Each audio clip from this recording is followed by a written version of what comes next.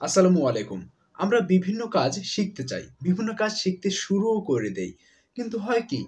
কিছুদিন যাওয়ার পরে সেই কাজটি আর করা হয় না বা সেই কাজটি থেকে অন্য একটি কাজে আমরা শিফট করি। এই যে কাজের যে সমস্যা বা একটা গতিবেগ নষ্ট হওয়ার মূল কারণ হচ্ছে ফোকাস। আমরা যেটা ফোকাস করি সেইখানে আমরা থাকি না। হয়তোবা কিছুদিন পরেই সেই ফোকাস থেকে আমরা দূরে সরে আসি। আমাদের যেটা লক্ষ্য থাকে সেই লক্ষ্য থেকে আমরা দূরে চলে আসি। এ থেকে কিন্তু আমরা যদি বেরিয়ে আসতে পারি, যেটা আমার করার কথা সেটাই যদি আমি করি, যে স্থানে আমার তাকানোর কথা। দেখুন এই মুহূর্তে আমি একদম তাকিয়ে আছি এই ক্যামেরার লেন্সটার দিকে। আমি যদি এখন আমি স্ক্রিনের দিকে তাকাই, তাহলে দেখতে পাচ্ছেন আমার ফোকাসটা সরে যাচ্ছে।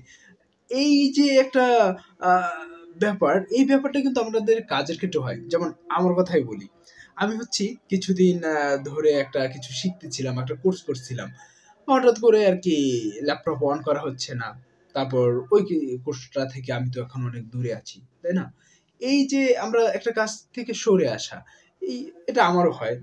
বা আপনারও হতে পারে, আপনার নাও হতে পারে। আমি I don't know বাট আমার এটা হয়। সেজন্যই আমার কাছে মনে হয় ফোকাসটা আমাদের ধরে রাখা উচিত। আর এই ফোকাস ধরে রাখার জন্য আমাদের বিভিন্ন ইন্টারেস্টিং বিষয় করা যায়। যেমন হচ্ছে বই পড়ার প্রতি ফোকাস ধরা রাখার জন্য আমি করি কি ভিডিও তৈরি করি, বুক রিভিউ করি। এজন্য হয় কি বই পড়ার প্রতি আমার ফোকাসটা থাকে। কিন্তু একটা কোর্স করার ক্ষেত্রে এই ফোকাসটা আমি এখনো রাখতে পারছি না।